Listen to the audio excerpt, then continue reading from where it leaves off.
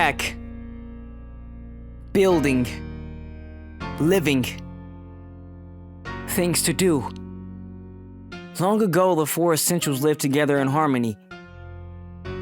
Then, everything changed when EA got greedy.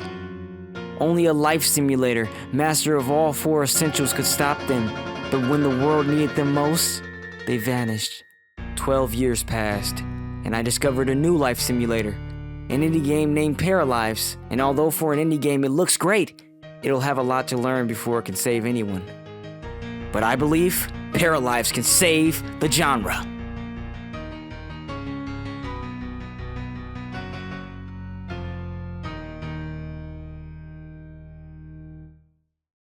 Life simulators as a game genre has practically been run by a singular game since the release of The Sims in 2000. And at first, no one really cared because every entry in the series got better.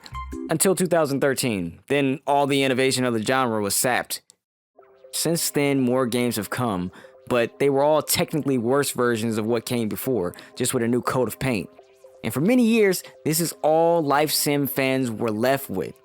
Well, that and a high price tag. Did I mention how exorbitantly priced these games' DLCs are? We'll circle back to that in a second. May 25th, 2026. A little indie team from Canada are to release a life simulation game entitled Paralives. Those unfamiliar with the genre are likely to not realize the significance of this moment. And like I so gracefully referenced in the beginning, I akin this game to being the avatar of its genre.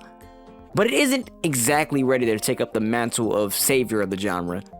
Although I believe it to be damn close, it's only an indie game and it's in early access and it's competing against a game backed by a billion-dollar company. But why do I believe? Because this and this! That's something The Sims 4 can't do. And what's amazing is, there's a ton more this game can do that The Sims 4 can't. But what's even more insane is that this game hasn't just surpassed The Sims 4. It's beginning to surpass The Sims 3, which, by the way, is considered like the best life simulator game ever created. Now, admittedly, the game isn't able to do everything these games can do, and it likely has bugs. But for it to be made by an indie team, it's hard for me to judge it as harshly as its adversaries. Plus, the team making it has promised regular updates. Oh, and free DLC. What? Yeah, you heard me right. Free DLC. Me personally, Put me in charge of a life simulator game, and I don't know if I would have made the same decision. But I do know that them promising free DLC does give them a major ethical edge over their competition, so there's that. And yes, I have heard of Inzoi. Hopefully, my lack of mentioning it so far has conveyed how much I've written it off. But it does exist nonetheless, so I'll say this to make my stance on it clear. If life simulation games were current game consoles, The Sims would be PlayStation, Inzoi is Xbox, and Paralives is Nintendo. PlayStation isn't doing anything new, but it also isn't doing anything wrong.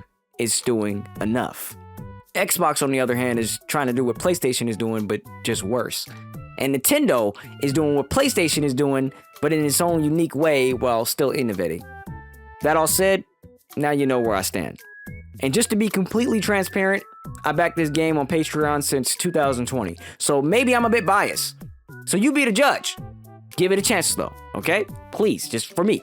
And if you love life simulation games, supporting this is much better than paying for whatever crap EA shoves out, because it festers competition, which ultimately will be positive for everybody.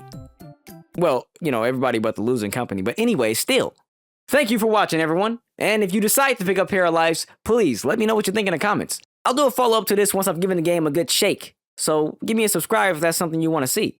Anyways, bye!